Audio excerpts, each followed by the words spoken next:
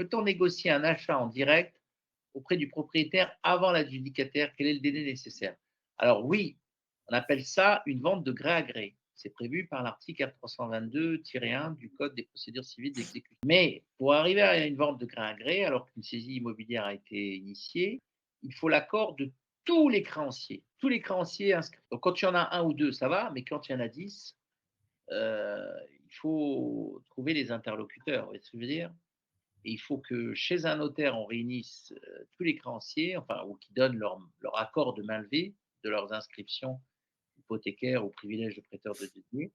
Moi, ça m'est arrivé souvent, hein. Ça m'est arrivé souvent, hein. Il y a des gens qui viennent nous voir et qui disent: «Voilà, j'ai un acheteur, mais je suis saisi». Alors généralement, il faut s'y prendre quand même 1 ou 2 mois, avant la vente, hein, parce qu'il faut trouver un notaire qui est disponible, qui va pouvoir contacter, tous les avocats de tous les créanciers, avoir leur lettre d'autorisation de mainlevée en contrepartie du paiement des sommes les détenteurs restent de leurs devoirs.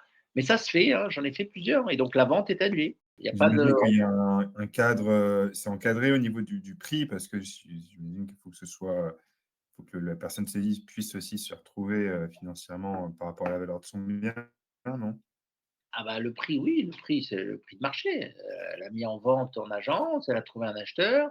Malheureusement, entre-temps, le poursuivant a affiché, la vente est prévue pour dans 1 ou 2 mois. Et voilà, donc mais on peut encore essayer de vendre avec l'accord de tous les créanciers.